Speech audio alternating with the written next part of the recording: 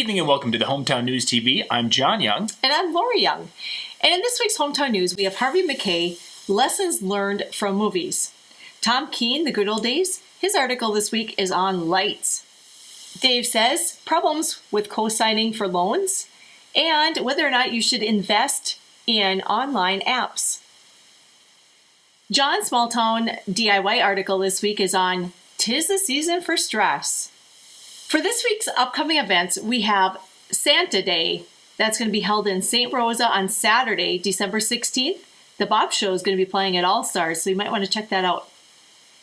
Saturday, December 16th, the 10th Annual Christmas Cookie Carousel, along with breads and candies, from 8:30 to 11:30 a.m. at the Community Covenant Church in Uppsala. The Freeport Farm Center in Freeport is going to be celebrating 30 years in business. And along with that, they're doing a customer appreciation and they're going to be doing a drawing. So check out this week's Hometown News and look for their ad for more information. This week's obituaries include Cecilia Lenars, age 96 of Albany, died Sunday, December 9th. Services will be held at 11 a.m. Saturday, December 16th at the $7 Catholic Church in Albany.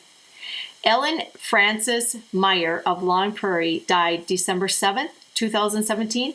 Services will be held on Saturday, December 16th at 11 a.m.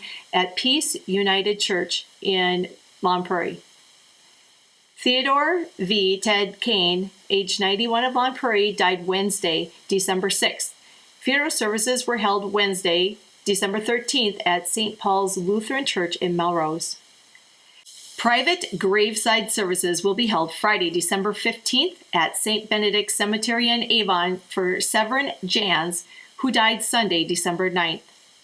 John Charles Albo, 79 of Little Falls, formerly of Uppsala, died Wednesday, December 6th. Services will be held at 11 a.m. Saturday, December 16th at Faith Lutheran Church in Little Falls. Irv Thielen, age 80 of New Munich, died Monday, December 11th. Services will be held at 11 a.m. Saturday, December 16th at the Immaculate Conception Catholic Church in New Munich. Max Mullis, 88 of Fridley, formerly of Elmdale Township, died Tuesday, December 12th. Services will be held on Tuesday, December 19th at St. Edward's Catholic Church in Elmdale. Alucin Al Sand, age 88 of Melrose and formerly of New Munich, died Tuesday, December 12th. Services will be held at 11 a.m. Monday, December 18th at St. John the Baptist Catholic Church in Meyer Grove. Mass of Christian Burial, celebrating the life of Cyril J. Kluklock, age 95 of Opal, was held Monday, December 11th at Our Lady of Mount Carmel Catholic Church in Opal. Elaine C. Vogel, age 90 of Avon, died December 10th. Services will be held at 1 p.m. Saturday, December 16th at Redeemer Lutheran Church in St. Cloud. Ronald M. Kutzer, age 66 of Albany, died Monday, December 4th. Services will be held at 11 a.m. Friday, December 15th at the Miller Carlin Funeral Home in Holdingford. The full obituary write-ups can be found in this week's Hometown News. And now for a birth announcement, we have Reed Allen Walbeck, who was born Friday, December 8th, to Michael and Kirsten Walbeck of Grey Eagle. For this week's Hometown News photos, our front page photo this week is of an owl, and it was taken by Amy Reeland. Swans on Trace Lake is our Minnesota Through the Lens, which was taken by Harry Grammond. The Grey Eagle Swanville Knights of Columbus Council recently donated $3,000 to 6 seminarians who are studying for priesthood. St. Joseph Christian Women held their community Christmas gathering at St. Joseph's Hall in Grey Eagle. Here are the Uppsala Senior High Students of the Month. Next, we have the Uppsala Junior High Students of the Month. Here are the Uppsala Elementary Students of the Month. I'd like to bring to attention that we have a lost dog in the area around that Holdingford, Opal, St. Anna, Avon area. It's a female dog, Jolie. She's 9 years old. She's black. She's a miniature schnauzer. And if you have any information, is to please call the owner at 320-248-6951. Check out this week's Hometown News for the Greygull Township and the Upsala City Minutes. So we had a photo sent in of kind of a really neat, kind of a snowman, but not a snowman for the season. We've seen bales used for making snowmen, and they really turn out really quite neat. Well, take a look at this picture. This was down northwest of Spring Hill, just a few miles out of town, where the farmer went and made this really cool drumming bear for the holidays. Now, this was up a few days ago. Then we had that really strong wind, and it was blown over. So it's been up and down a couple of times already this fall, but it's really kind of cool. And that, again, is northwest of Spring Hill if you want to check it out. Now, that just goes to tell you how strong our winds have been if it can blow those big bales over. That it has been.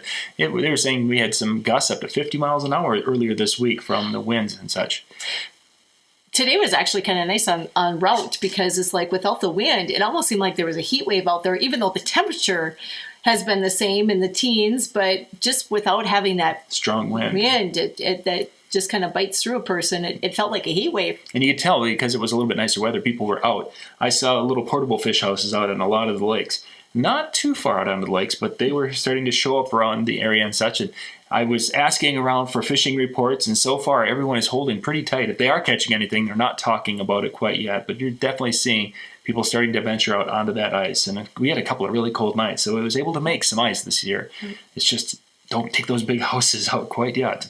Just out of Avon, there's a small lake, and there's a couple of fish houses, not the little tip-up ones, but a little bit more industrial, and they were pretty close to shore. I think there was about 2 or 3 of them. But I ran into Donnie Petermeyer today in Freeport, actually, and we were kind of talking about the ice fishing, and he actually has been fishing out on Cedar Lake. He said that in some areas that it's fairly safe, but where there was some open water, you got to be careful because, as he said, it's about 2-3 inches. So if you know your lake and where it kind of freezes this, the quickest, that obviously it is safe to get on there and do some fishing. And Donnie, of course, has been fishing, ice fishing forever on the area. If Donnie says that it's fairly safe, I don't know. I would wait until Donnie tells you that it is completely safe before I think I would venture out, because he knows the lake, but I wouldn't know that lake even close to it as well as he does. His comment was, he goes, well, where I fish, it's safe. So, and if you'd ask him where he's fish, I fish in the water. But he's a good outdoor enthusiast. Yeah, that he is. That he is. So coming up next week, now we've got some nice weather that's going to be coming up here for the next few days. They're looking into that 1 week out forecast, and they're talking that next week, maybe Thursday, maybe Friday, that there could be our first really massive snowstorm moving through the upper Midwest, and we may have something later next week to actually have to go and shovel and plow. And they were using the phrase plow and stopping of all traffic for a day or so next week. So it's kind of an interesting time of the year. We've been so cold, and then we have some, and then it's probably going to warm up a little bit, and then it's going to dump on us.